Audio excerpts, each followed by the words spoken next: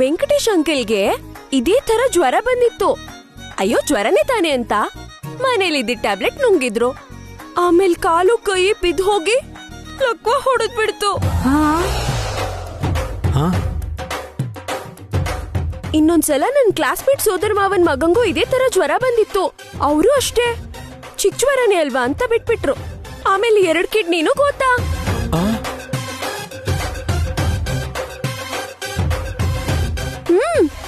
ಹೆಂಡತಿ ಕೈಗೆ ಹಾಕಿರೋ 2 ಬಳೆ ಮಾರಿದ್ಮೇಲೂ ಕೂಡ ಅವ್ರ ಮಗನ್ ಕಾಪಾಡ್ಕೊಳಕ್ ಆಗ್ಲೇ ಇಲ್ಲ. ಏಯ್ ನಿಲ್ಸೆ ನಿನ್ ಪುರಾಣ.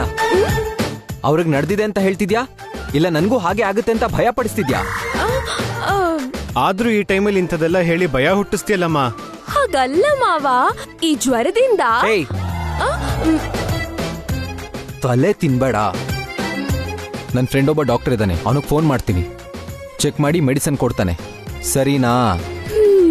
ನಂಗ್ ಮುಂಚೆನೆ ಗೊತ್ತಿತ್ತು. ಏನ್ ಗೊತ್ತಿತ್ತು? ನಿಮ್ ಮಗ ಓದಿ ಎಕ್ಸಾಮ್ ಬರ್ದು ಮೆಡಿಸಿನ್ ಪಾಸ್ ಮಾಡಿಲ್ಲ, ಕಾಪಿ ಹೊಡೆದು ಮೆಡಿಸಿನ್ ಪಾಸ್ ಮಾಡಿದ್ದಾರೆ.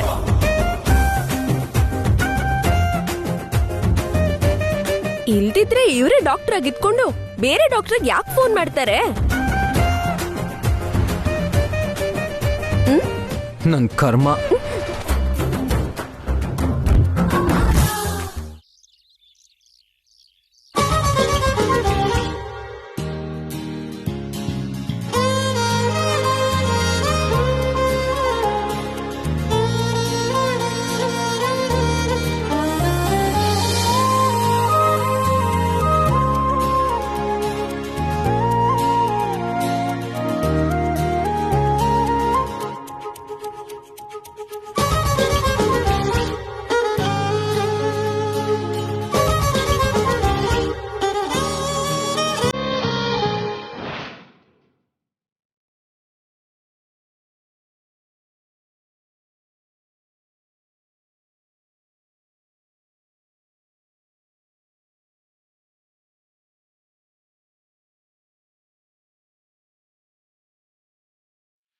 ರಾಧಿಕಾ, ಏನಾಂಟಿ? ಸ್ವಲ್ಪ ಕಾಫಿ ಮಾಡ್ಕೊಡ್ತೀಯಾ ಅಮ್ಮ? ಮಾಡ್ಕೊಡ್ತೀನಿ. ರಾಧಿಕಾ, ನಾವು ಹೊರಗೆ ಹಾಲಲ್ಲಿ ಕೂತಿರ್ತೀವಮ್ಮ. ಆಯ್ತು ಆಂಟಿ.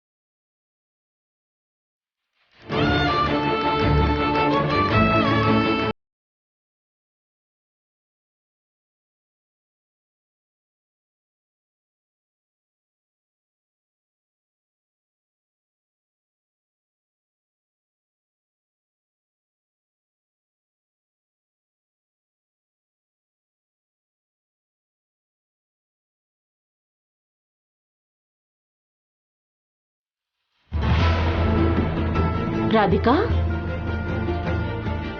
ನೀನೇನು ಕಾಲೇಜ್ಗೆ ಹೊರಟಿಲ್ವಮ್ಮ? ಹೊರಡ್ತೀನಿ ಅತ್ತೆ. ನಿಮ್ಗೆ ಬ್ರೇಕ್ಫಾಸ್ಟ್ ಲಂಚ್ ಎಲ್ಲ ಮಾಡಿಟ್ಟು ನಾನು ಊಟ ತಗೊಂಡು ಹೋಗ್ತೀನಿ.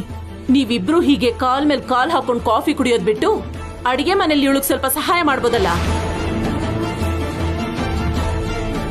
ಅವಳು ಕಾಲೇಜ್ಗೆ ಹೋಗ್ಬೇಕು ಅಂತ ಗೊತ್ತಿದ್ರು ನೀವೇ ಟಿಫಿನ್ ರೆಡಿ ಮಾಡ್ಬೋದಲ್ಲ. ರಾಧಿಕನೇ ಎಲ್ಲ ಕೆಲಸ ಮಾಡಿದ್ರೆ ಮನೇಲಿದ್ದು ನೀವೇನ್ ಮಾಡ್ತೀರಾ? ಮಾಡ್ತೀವದ್ಕೆ. ರಾಧಿಕಾ, ನೀನ್ ಹೋಗ್ ರೆಡಿ ಆಗು, ನಾವ್ ಟಿಫನ್ ಪ್ಯಾಕ್ ಮಾಡ್ತೀವಿ. ಅಮ್ಮ ರಾಧಿಕಾ, ನೀನ್ ಹೊರಡು. ಸರಿ ಅತ್ತೆ.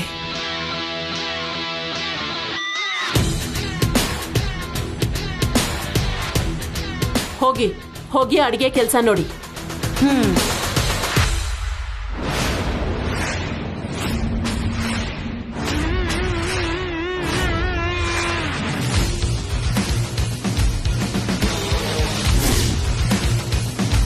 ಛೇ, ರಾಧಿಕನ್ ಮುಂದೆನೆ ಅತ್ತೆ ಹತ್ರ ಬೈಸ್ಕೊಳ್ಳೋ ಹಾಗಾಯ್ತು.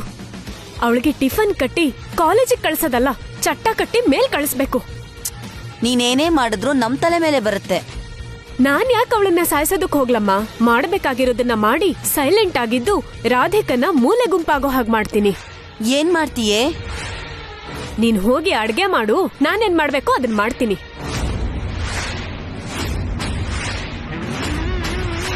ಛೇ, ಇವ್ರು ಯಾವಾಗ ಉದ್ಧಾರ ಆಗ್ತಾರೋ ಏನೋ.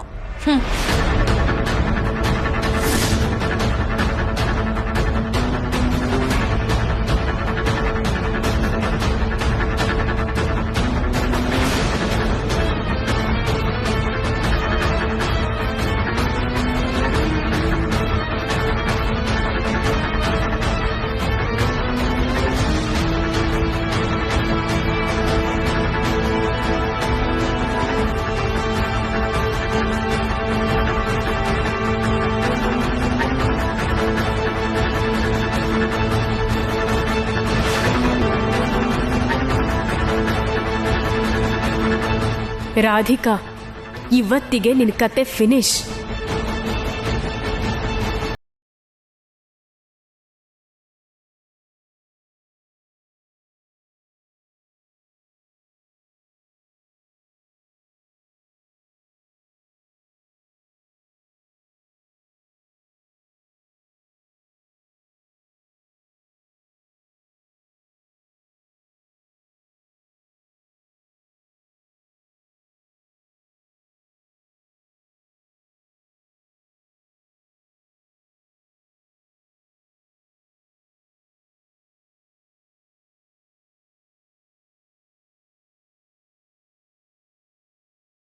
ಒಂದ್ ನಿಮಿಷ. ಏನೇ?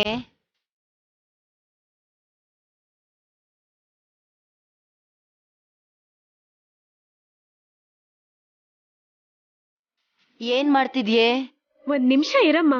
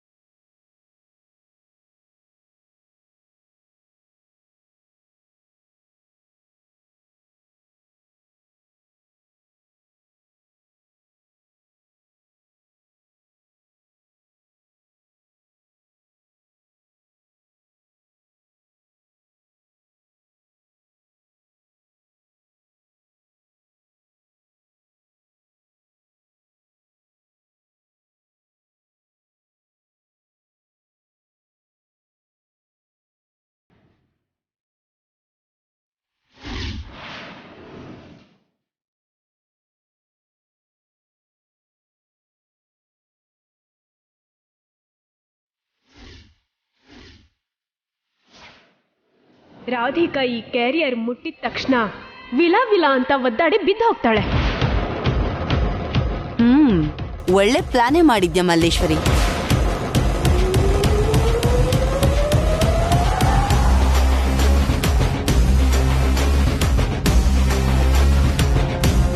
ಅಲ್ಲಿ ನೋಡು ಬಂದ್ಲು.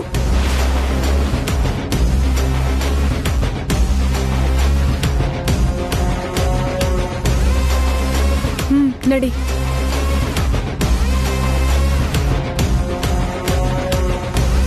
ಬಾಕ್ಸ್ ಪ್ಯಾಕ್ ಮಾಡಿದ್ದಾಯ್ತಾ ಆಂಟಿ? ಪ್ಯಾಕ್ ಮಾಡಿದ್ದೀನಮ್ಮ, ನೋಡು ಅಲ್ಲಿದೆ, ತಗೋ. ಹ್ಮ್.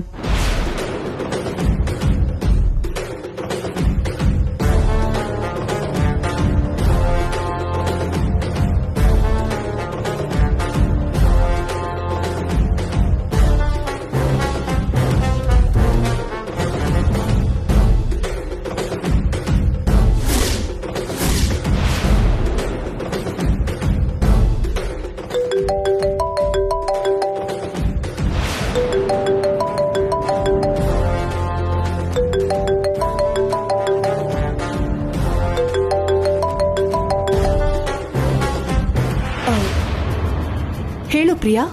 ಅಕ್ಕ, ಏನಾಯ್ತು ಪ್ರಿಯಾ? ಯಾಕೆ ಅಳ್ತಿದ್ಯಾ?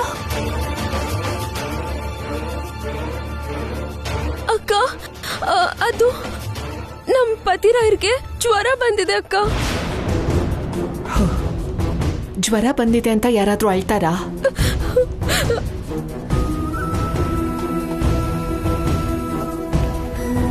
ಇನ್ನೇನಾಗೋಯ್ತು ಅಂತ ನಾನು ಹೆದರ್ಬಿಟ್ಟೆ. ನೀನ್ ತಕ್ಷಣ ಹೊರಟ್ ಬಾ ಅಕ್ಕ, ನಂಗ್ ತುಂಬಾ ಭಯ ಆಗ್ತಿದೆ. ಜ್ವರಕ್ಕೆಲ್ಲ ಯಾಕೆ ಹೆದರ್ತೀಯ ಪ್ರಿಯಾ? ಪ್ಲೀಸ್ ಅಕ್ಕ, ಪ್ಲೀಸ್ ನೀನ್ ಬಾ. ಸರಿ, ನಾನ್ ಬರ್ತೀನಿ. ನೀನೇನ್ ಟೆನ್ಷನ್ ಮಾಡ್ಕೋಬೇಡ, ಬೇಗ ಬರ್ತೀನಿ. ಸರಿ ಅಕ್ಕ.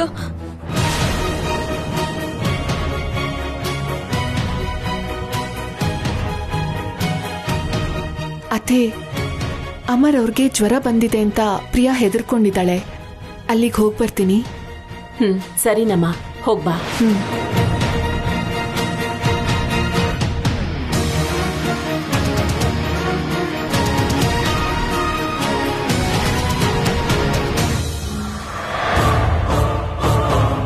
ಇವಳ ಜೀವನಕ್ಕಿಷ್ಟು ನಾವ್ ಏನ್ ಪ್ಲಾನ್ ಮಾಡಿದ್ರು ರಾಧಿಕಾ ಅದರಿಂದ ಅದ್ ಹೇಗೋ ತಪ್ಪಿಸ್ಕೊಂಡ್ಬಿಡ್ತಾಳೆ. ಮೊದ್ಲ ಪ್ಲಗ್ ತೆಗ್ಯೆ, ಇಲ್ಲಾಂದ್ರೆ ನಮ್ಗೆ ಶಾಕ್ ಹೊಡೆಯುತ್ತೆ. ಅಮ್ಮ ಮಲ್ಲೇಶ್ವರಿ, ಮಲ್ಲೇಶ್ವರಿ, ತುಂಬಾ ಹಸುವಾಗ್ತಾ ಇದೆಯಮ್ಮ, ತಿನ್ನೋದಿಕ್ಕೆ ಏನಾದರೂ ಇದೆಯಾ?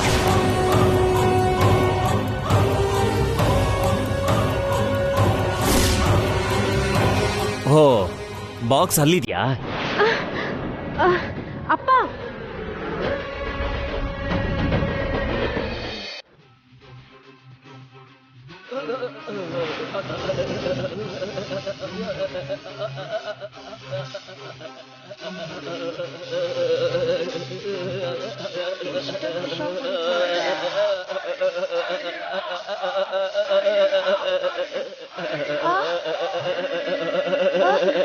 ಏನೇ ಮಾಡೋದು ಅಮ್ಮ? ಇದನ್ನ ಹಿಡ್ಕೊ.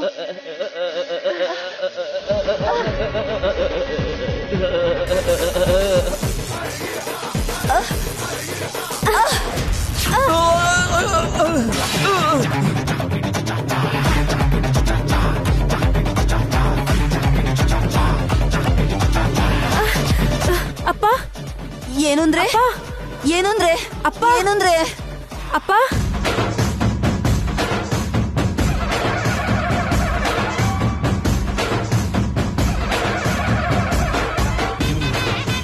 ಉಸಿರಾಡ್ತಿದೆ ಕಣೆ. ಅಮ್ಮ ಬೇಗ ನೀರ್ ತಗೊಂಡ್ ಬಾ. ಹಾ. ಅಪ್ಪ, ಅಪ್ಪ, ಅಪ್ಪ, ಅಪ್ಪ, ಅಪ್ಪ, ಅಪ್ಪ, ಅಮ್ಮ ಬೇಗ ನೀರ್ ಎರಚಮ್ಮ.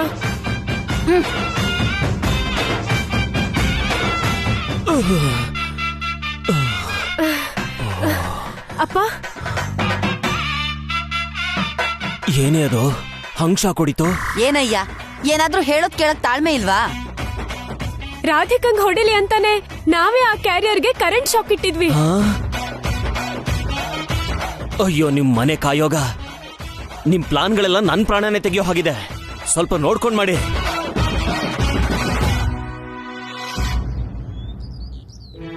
ಪತಿರಾಯ್ರೆ, ನಿಮಗ್ ಜ್ವರ ಯಾವಾಗ ಕಡಿಮೆ ಆಗುತ್ತೋ ಏನೋ, ನಂಗಂತೂ ತುಂಬಾನೇ ಟೆನ್ಷನ್ ಆಗ್ತಿದೆ.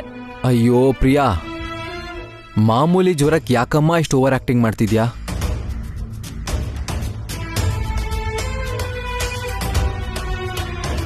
ಡಾಕ್ಟರ್ ಬಂದು ಟ್ಯಾಬ್ಲೆಟ್ಸ್ ಕೊಟ್ನಲ್ವಾ, ಜ್ವರ ಸ್ವಲ್ಪ ಕಮ್ಮಿನೂ ಆಗಿದೆ. ಟೆನ್ಷನ್ ಆಗ್ತಿದೆ ಅಂತ 100 ಸರ್ತಿ ಹೇಳಿ ನನಗೆ ಟಾರ್ಚರ್ ಕೊಡ್ಬೇಡ. ನೀವಿವತ್ ನನ್ ಮೇಲೆ ಬೇಜಾರ್ ಮಾಡ್ಕೊಂಡ್ರು ಬೈದ್ರು ನಾನೇನು ಕೌಂಟರ್ ಕೊಡಲ್ಲ. ನಿಮ್ ಜ್ವರ ಪೂರ್ತಿ ಕಡಿಮೆ ಆದ್ರೆ ಸಾಕು. ಪ್ರಿಯಾ, ಅಕ್ಕ,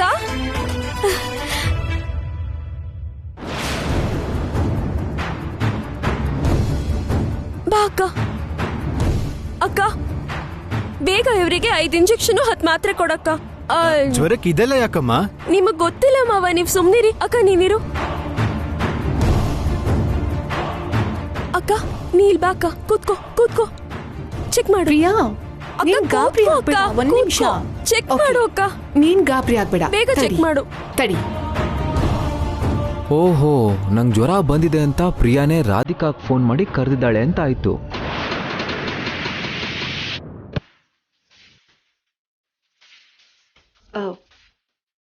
ಟೆಂಪ್ರೇಚರ್ ಚೆಕ್ ಮಾಡಬೇಕು.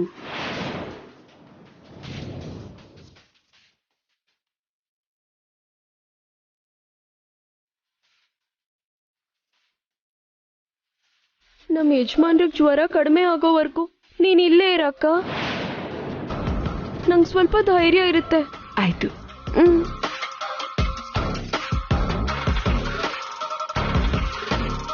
ಜ್ವರ ಸ್ವಲ್ಪ ಇದೆ ಅಷ್ಟೇ.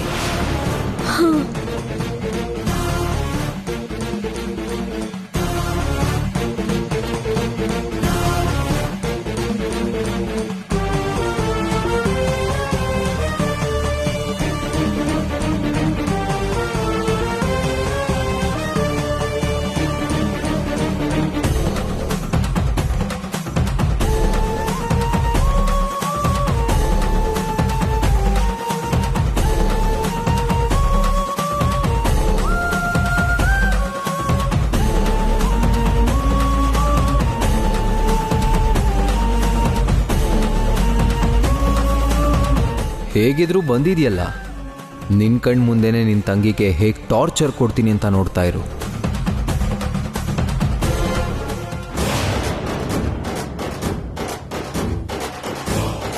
ಪ್ರಿಯಾ, ಏನ್ ಬತ್ತೀರಾ? ನನ್ಗನಿಸ್ತಿದೆ ನನ್ಗೆ ಈ ದೋಷದಿಂದನೇ ಜ್ವರ ಬಂದಿದೆ ಅಂತ. ಏನ್ ದೋಷ? ದೇವಸ್ಥಾನದಲ್ಲಿ ನನ್ನ ಕೈಯಿಂದ ದೇವ್ರಿಗೆ ಸರಿಯಾಗಿ ಆರತಿ ಮಾಡಿಲ್ಲ ಅಂತ ಕಾಣಿಸುತ್ತೆ, ಅದಕ್ಕೆ ಹೀಗಾಗಿದೆ. ಹಾಂ, ನೀನು ನಮ್ಮ ಮನೇಲಿ ದೇವ್ರ ಮುಂದೆ ನಿನ್ನ ಕೈಯಲ್ಲಿ ಕರ್ಪೂರದ ಆರತಿ ಹಚ್ಕೊಂಡು 108 ಸಲ ಆರತಿ ಮಾಡಿದ್ರೆ ಪರಿಹಾರ ಸಿಗ್ಬೋದೋ ಏನೋ. ನನಗೆ ಜ್ವರ ಕೂಡ ಕಮ್ಮಿ ಆಗ್ಬೋದೇನೋ.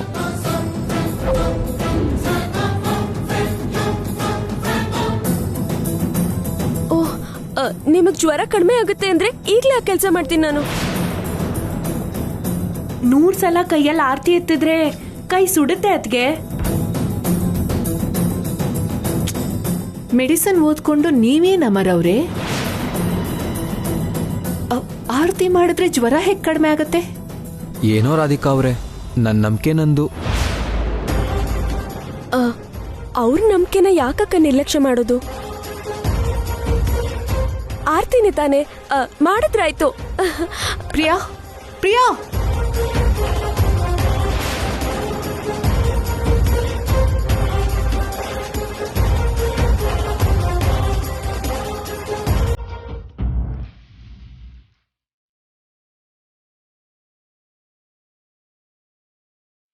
ಅಮ್ಮ ಪ್ರಿಯಾ, ಪ್ರಿಯಾ, ನನ್ ಮಾತು ಕೇಳು ಪ್ರಿಯಾ. ಏನಾಗಲ್ಲ ಅಕ್ಕ.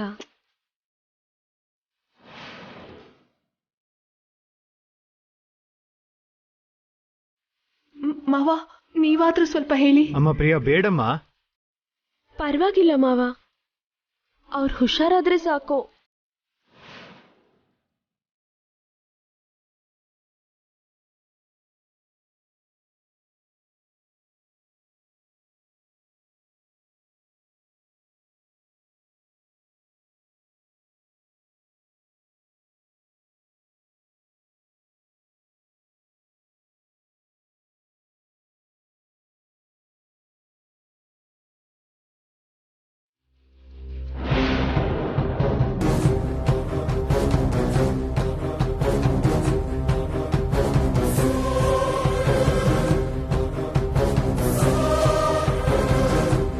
ಪ್ರಿಯಾ, ಇನ್ ಸಾಕು. ಆಗೋಯ್ತು.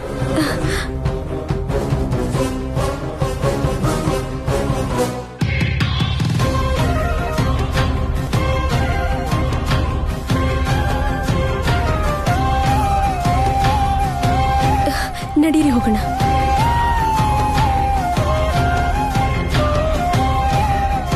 ಅಯ್ಯೋ ಸಾರಿ ಪ್ರಿಯಾ,